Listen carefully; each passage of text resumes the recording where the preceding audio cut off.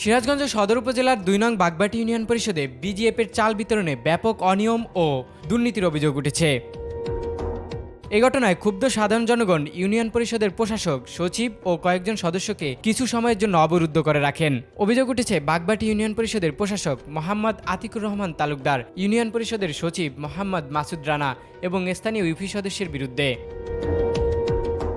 অভিযোগ সূত্রে জানা যায়, সরকারের গরিব ও অসহায় মানুষের জন্য বরাদ্দকৃত বিজিএফের চাল ওজনে কম দেওয়া হচ্ছে।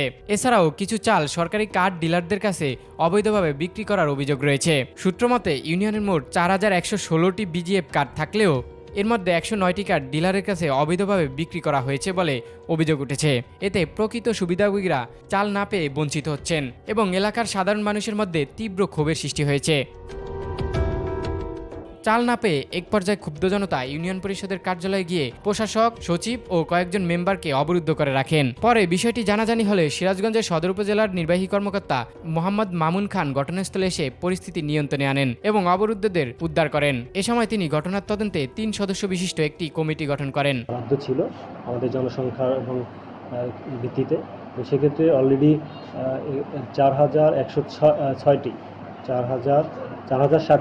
4,060টি কার্ড ইতিমধ্যে সুষ্ঠুভাবে বিতরণ হয়েছে।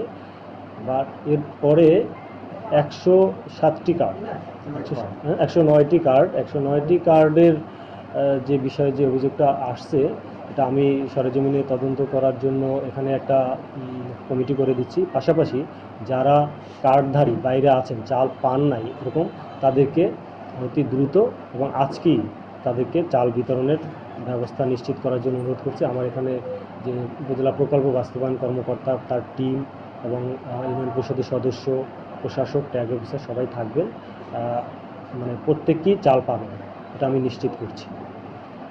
এরপর বলেন আরেকটা। এরপর হচ্ছে আপনাদের ইউনিয়ন পরিষদ যে ভাঙচুর হলো, এই বিষয়ে আপনারা কতটুকু পদক্ষেপ নেবেন? আচ্ছা, এখানে একটা ঘটনাটা যেটি ঘটেছে, আজকে যেহেতু সর্বশেষ দিন ছিল চাল বিতরণের, তো আমাদের একটা নির্দিষ্ট সময় পর্যন্ত চাল বিতরণ করে এটাকে ঊর্ধ্বতন কর্তৃপক্ষকে অবহিত করতে হয়। তো ওনাদের ভাষ্য মতে যে দেখা গেল যে যখন আর কার্ডধারী কাউকে পাওয়া যাচ্ছিল না, তখন উপস্থিত স্থানীয় জনপ্রতিনিধি এবং তাদের মতামতের ভিত্তিতে ওনারা কিছু কার্ড, মানে কিছু চাল বিতরণ করে ফেলছেন কার্ড ব্যতীত। পরবর্তীতে এই কার্ডধারী যে লোকজন এরা আসলে এখানে একটু উদ্ভূত পরিস্থিতি সৃষ্টি হয়। পরিস্থিতি সৃষ্টি হলে আমাদেরকে জানানো হলে আমরা তৎক্ষণাৎ এখানকার যে গ্রাম পুলিশ আছে, গ্রাম পুলিশ সহ এটা নিয়ন্ত্রণের চেষ্টা করা হয় এবং পরবর্তীতে আইনশৃঙ্খলা বাহিনী এসে এবং আমি সহ এসে এখন এখানকার সার্বিক পরিস্থিতি স্বাভাবিক এবং স্থিতিশীল রয়েছে। যদি কেউ এরকম দুর্ঘটনা বা কোনো অকারেন্স ঘটানোর চেষ্টা করে থাকে, আমাদের সব ভিডিও ফুটেজ রয়েছে, আমরা প্রয়োজনীয় আইনানুগ ব্যবস্থা নেওয়ার জন্য আমাদের সদর থানা পুলিশকে নির্দেশনা দিয়েছি।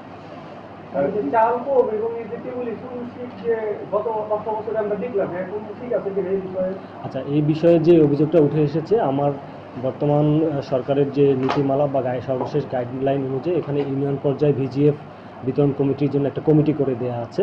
এই কমিটির মাধ্যমেই এটি বিতরণ হচ্ছে। তারপরেও আপনাদের যে অভিযোগ যে গত বছরের তালিকা অনুযায়ী দেওয়া হচ্ছে বা তালিকায় মিল নেই, এটি তদন্তের জন্য আমি একটি তদন্ত কমিটি গঠন করেছি। আশা করি রিপোর্ট পেলে যদি এর বিরুদ্ধে নীতিমালার কেউ ব্যত্যয় করে থাকে তাদের বিরুদ্ধে আমি আইনগত ব্যবস্থা নেব। কত সদস্য বিশিষ্ট কমিটিটা গঠন করবেন? আচ্ছা, এখানে মূলত আমার যে 3 সদস্য বিশিষ্ট একটি কমিটি আমি গঠন করার জন্য আমি প্রাথমিকভাবে ধারণা নিয়েছি। আমি যদিও এখনো চিঠিটা করিনি, আমি 3 সদস্য বিশিষ্ট একটি কমিটি। কতদিনের মধ্যে রিপোর্ট দেবে এই বিষয়ে কোনো নির্দেশনা দেওয়া হবে? আগামী 3 দিনের মধ্যে রিপোর্ট দেওয়ার জন্য আমি বলা। আচ্ছা, আরেকটা কথা হলো যে আপনার সরাসরি একটা অভিযোগ ছিল যে 8 কেজি করে চাউল দিচ্ছে, এই বিষয়ে আপনার সুনির্দিষ্ট। আচ্ছা, এটা যদি আমরা কোনো প্রমাণ পাই তাহলে তার বিরুদ্ধে আমরা ব্যবস্থা নেব। আচ্ছা, আপনি লাইটটা বন্ধ করুন, আমি ওনার কথার রেসপন্সটা দিচ্ছি।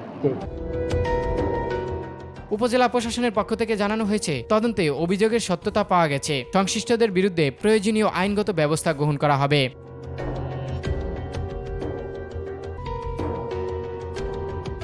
Desk report, news time. News Times, সত্যের প্রত্যয়ে আমরা।